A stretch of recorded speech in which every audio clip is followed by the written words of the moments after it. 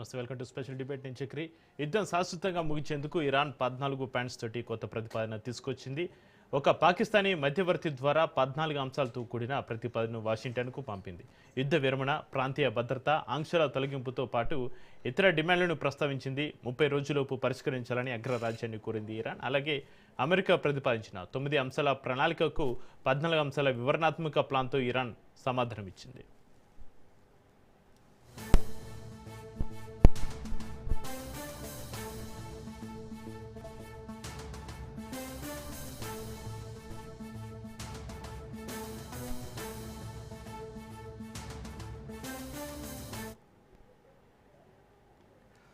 లెబనాన్తో సహా అన్ని యుద్ధాలను ముగించాలని టెహ్రాన్ పిలుపునిచ్చింది. అమెరికా ప్రతిపాదించిన కాల్పుల విరమణ పొడిగింపును ఇరాన్ తిరస్కరించింది. తాత్కాలిక సంధికి బదులుగా 30 రోజుల్లోగా యుద్ధం శాశ్వతంగా ముగించేలా సమగ్ర పరిష్కారాన్ని కోరింది. దీంతో పాటు తమపై మళ్లీ దాడులు చేయకుండా భద్రతా హామీలు ఇవ్వాలని, సరిహద్దు ప్రాంతంలో అమెరికా తన బలగాలను ఉపసంహరించుకోవాలని డిమాండ్ చేసింది.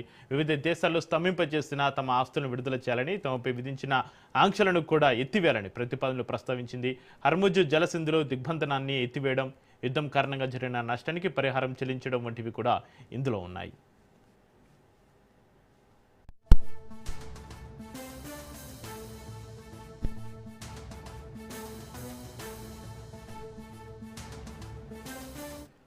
యుద్ధానికి శాశ్వత ముగింపు పలకడమే తమ ప్రతిపాదనల లక్ష్యమని ఇరాన్ విదేశాంగ శాఖ సహాయ మంత్రి కాజిం గరీబాబాదీ తెలిపారు. దౌత్య మార్గాన్ని ఎంచుకోవాలా లేదంటే ఘర్షణ వైఖరిని కొనసాగించాలా అనే నిర్ణయం ఇప్పుడు అమెరికానే తీసుకోవాలన్నారు.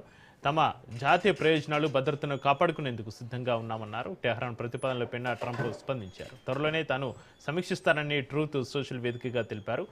దశాబ్దాలుగా టెహ్రాన్ చేసిన చర్యలకు భారీ మూల్యం చెల్లించుకోలేదన్నారు. కాబట్టి ఇరాన్ ప్రణాళిక ఆమోదించేలా ఉంటుందని తాను అనుకోవడం లేదు అన్నారు.